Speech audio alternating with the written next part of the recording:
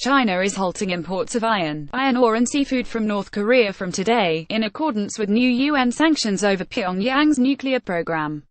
The decision was announced yesterday after days of increasingly bellicose rhetoric between U.S. President Donald Trump and North Korea, which raised international alarm over where the crisis is headed. China's Ministry of Commerce said on its website that all imports of coal, iron ore and seafood will be completely prohibited from today. A suspension of coal imports was announced in February. On August 6, the United Nations Security Council approved tough sanctions that could cost North Korea $1 billion a year.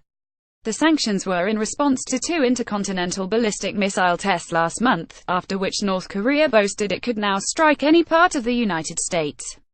Chinese Foreign Minister Wang Yi vowed after the UN sanctions were given the green light that China will for sure implement the new resolution 100%, fully and strictly. Regional tensions have mushroomed in the past week as Trump warned North Korea it would face fire and fury if it attacked the United States, while North Korea threatened to test fire its missiles toward the U.S. Pacific island of Guam. The war of words sparked global concern, with world leaders, including Chinese President Xi Jinping, urging calm on both sides. South Korean President Moon Jae-in, who has previously advocated dialogue with North Korea, yesterday joined the calls for restraint. Moon called for an end to all provocations and hostile rhetoric immediately, instead of worsening the situation any further. There must be no more war on the Korean peninsula. Whatever ups and downs we face, the North Korean nuclear situation must be resolved peacefully, Moon told a regular meeting with senior aides and advisors. I am certain the United States will respond to the current situation calmly and responsibly in a stance that is equal to ours, he said. However, North Korea reiterated its threats, with its official KCNA news agency saying that war cannot be blocked by any power if sparks fly due to a small, random incident that was unintentional.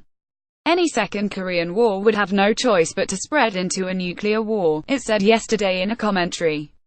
The governor of Guam, Eddie Calver, defended Trump's rhetoric, telling reporters that sometimes a bully can only be stopped with a punch in the nose.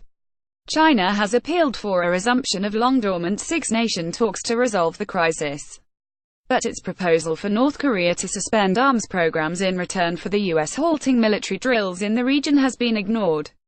Foreign Ministry spokeswoman Hua Chunying said yesterday that relevant parties should persist in negotiations and stay committed to the general direction of a political settlement.